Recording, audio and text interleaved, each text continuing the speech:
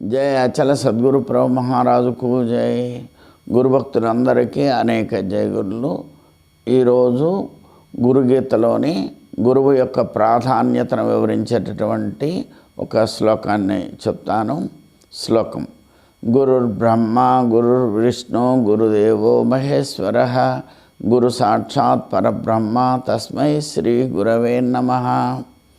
ఈ శ్లోకంలో గురువును బ్రహ్మగాను, విష్ణువుగాను, మహేశ్వరుడుగాను మరియు పరబ్రహ్మముగా కీర్తిస్తూ ఉన్నారు. అటువంటి గురువుకి నమస్కారము. బ్రహ్మ, విష్ణు, మహేశ్వర స్వరూపంతో పాటు పరబ్రహ్మ స్వరూపుడైనటువంటి ఆ గురుమూర్తికి నమస్కారము అని ఈ శ్లోకంలో పరమేశ్వరుడు పార్వతీదేవికి వివరించి చెప్పడం జరుగుతూ ఉందన్నమాట. బ్రహ్మస్వరూపుడు గురువు బ్రహ్మస్వరూపుడు ఎలా అవుతూ ఉన్నాడు? బ్రహ్మ ఈ లోకాలన్నిటినీ సృష్టిస్తూ ఉన్నాడు. ఈ లోకాలన్నిటినీ సృష్టించే బ్రహ్మ ఏ రకంగా అయితే సృష్టిస్తున్నాడో, గురువు కూడా శిష్యుని యొక్క అంతఃకరణలో జ్ఞాన బీజాన్ని సృష్టిస్తూ ఉన్నాడు. అయితే మామూలుగా బ్రహ్మకు 4 ముఖాలు, 4 ముఖాల నుండి 4 వేదాలు వెలువడుతూ ఉన్నాయి. ఆ 4 వేదాల నుండి 4 మహావాక్యాలు రావటం అనేటటువంటిది జరిగింది.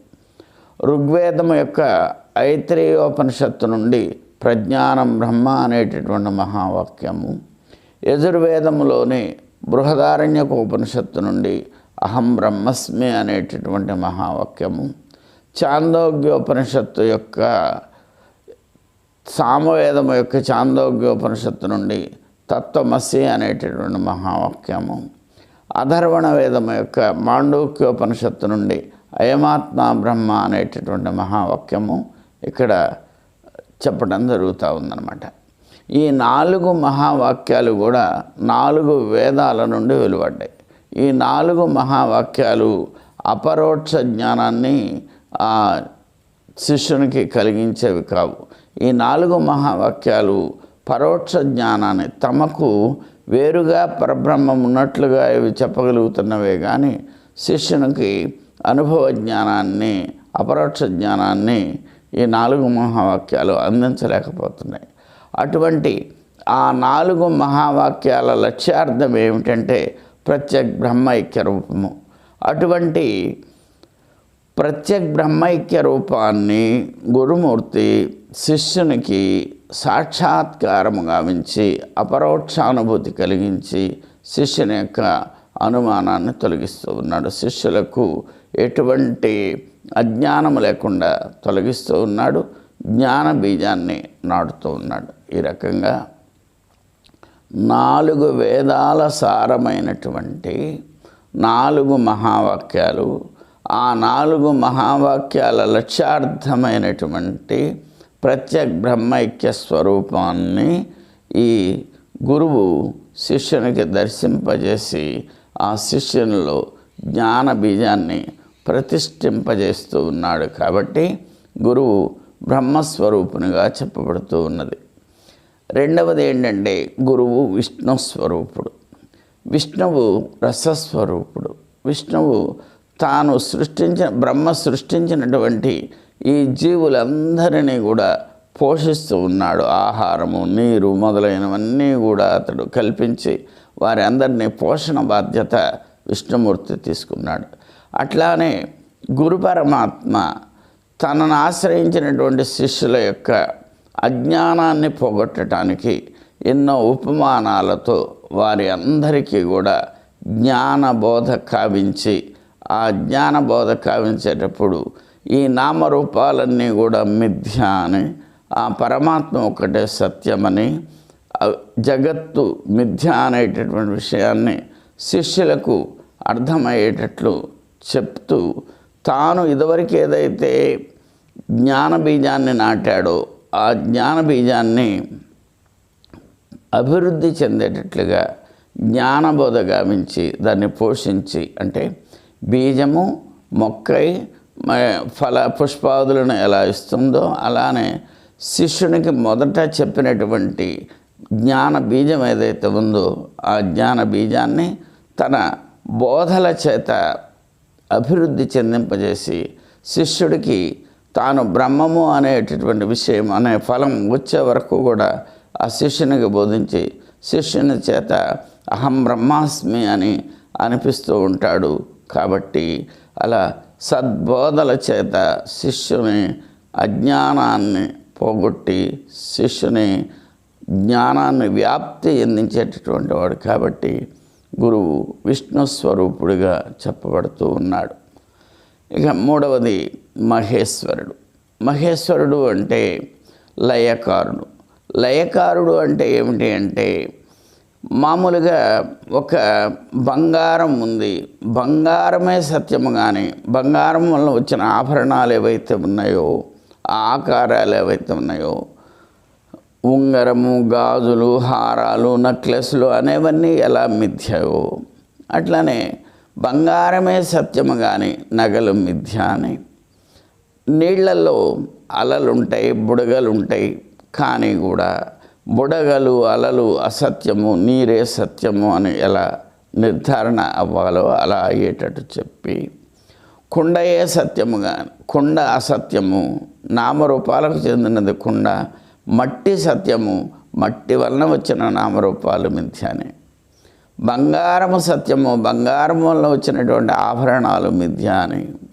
నీరు సత్యమని, నీటి వలన వచ్చినటువంటి అలలు, నురుగు, బుడగలు మొదలైనవి అసత్యమని. మట్టి సత్యమని, మట్టి వలన వచ్చినటువంటి కుండ, మూకుడు, తొట్టి మొదలైనటువంటి అసత్యము అనేటటువంటి విషయాన్ని శిష్యులకు అర్థమయ్యేటట్లు చెప్పి ఆ నామరూపాల యందు ఉండేటటువంటి భ్రాంతిని తొలగించేటటువంటి వాడు కాబట్టి, ఆ భ్రాంతిని నశింపజేసేటటువంటి వాడు కాబట్టి గురు పరమాత్మ మహేశ్వరునితో సమానమవుతూ ఉన్నాడు. అందువల్లనే గురు మహేశ్వరుడు అని ఇక్కడ చెప్పడం జరుగుతూ ఉంది. గురు సాక్షాత్ పరబ్రహ్మ. పరబ్రహ్మం అంటే ఆ బ్రహ్మము నుంచే ఈ బ్రహ్మ, విష్ణు, మహేశ్వరులు అనేటటువంటి ముగ్గురు మూర్తులకు మూలమైనటువంటి వాడు ఆ పరబ్రహ్మం. ఆ పరబ్రహ్మము మాయాస్వరూపిణి, త్రిగుణ స్వరూపిణి అయినటువంటి మాయను తన గర్భమునందుంచుకొని స్వయం ప్రకాశముగా వెలుగుచున్నటువంటి ఆ పరమాత్మయే పరబ్రహ్మం. ఆ పరబ్రహ్మము నుండే ఈ మాయకు సంబంధించినటువంటి 3 గుణాలు ఇవన్నీ కూడా ఆ బ్రహ్మం నుండే వచ్చినవి అని, ఆ బ్రహ్మమే గురుస్వరూపమని, ఆ బ్రహ్మమే సత్యమనేటటువంటి విషయాన్ని శిష్యులకు ఎరిగించి ఆ బ్రహ్మము యొక్క సాక్షాత్కారాన్ని అంటే ప్రకాశ స్వరూపాన్ని శిష్యునికి అంతఃకరణలో ప్రత్యేగాత్మ స్వరూపాన్ని సాక్షాత్కరింపచేసి నువ్వే పరబ్రహ్మవు అనేటటువంటి విషయాన్ని శిష్యులకి తెలియజేస్తూ ఉన్నాడు. కాబట్టి త్రిగుణ స్వరూపిణియగు మాయను తన గర్భమునందుంచుకొని స్వయం ప్రకాశమై వెలుగుచున్నటువంటి పరమాత్మను అపరోక్ష అనుభూతి ద్వారా తెలియజేసి తాను పరబ్రహ్మముతో సమానమనేటటువంటి భావనను శిష్యునికి కలిగిస్తూ ఉన్నాడు. కాబట్టి బ్రహ్మవిద్ బ్రహ్మైవ భవతి. బ్రహ్మమును తెలుసుకున్నటువంటి వాడు బ్రహ్మముతో సమానము. కాబట్టి బ్రహ్మమును తెలుసుకున్నటువంటి ఈ శిష్యుడు కూడా బ్రహ్మముతో సమానమవుతూ ఉన్నాడు. కాబట్టి గురు సాక్షాత్ పరబ్రహ్మ అని చెప్పడం జరుగుతూ ఉంది. ఒక్కటి గురు సత్వమయో విష్ణు రాజసశ్చతురానన తామసో రుద్రరూపేణ సృజత్యవతి హంతి చ అని గురుగీత చెప్తా ఉన్నది. గురువు ఆ గురుస్వరూపము నుండే సత్వగుణ ప్రధానమైనటువంటి విష్ణువు, రజోగుణ ప్రధానమైనటువంటి బ్రహ్మ, తమోగుణ ప్రధానమైనటువంటి మహేశ్వరుడు, రుద్రుడు ఆ బ్రహ్మము నుంచి వచ్చాయని, ఆ బ్రహ్మము యొక్క గుణాలే 3 అని, ఈ 3 గుణాల ద్వారా అంటే బ్రహ్మ, విష్ణు, మహేశ్వరుల ద్వారా ఈ ప్రపంచాన్ని 3 రకాలుగా అంటే సృష్టి, స్థితి, లయాలు చేస్తూ ఉన్నారని, ఇట్టి ముగ్గురికి కూడా కారణమైనటువంటి వాడు గురుస్వరూపమే అని, ఆ గురువునకు నమస్కారము అని ఇక్కడ చెప్పడం అనేటటువంటిది జరుగుతుంది. గురు సత్వమయో విష్ణు రాజసశ్చతురాననః తామసో రుద్రరూపేణ సృజత్యవతి హంతి చ. ఆ గురువే బ్రహ్మై సృష్టి చేస్తూ, రుద్రుడై నశింపజేస్తూ, విష్ణువై పోషింపజేస్తున్నాడు అని మనకు గురుగీత చెప్తా ఉన్నది. ఏకో స్త్రిదా రూప, ఒక్కడే దేవుడు. ఏకో దేవ స్త్రిదా భిన్న, ఒక్కడే దేవుడు మూడు రూపములుగా బ్రహ్మ విష్ణు మహేశ్వరులుగా ప్రకటితమవుతా ఉన్నాడు. ఎందువల్ల అంటే ఉపాసకానాం హితార్థాయ రూపౌ కల్పితామి. ఉపాసకుల యొక్క మేలు కొరకు, ఉపాసకులు అంటే భక్తులు అర్థం చేసుకోవటానికి ఆయన ఒకే పరబ్రహ్మము అనేక రూపాలను పొందటం అనేటటువంటి జరిగింది.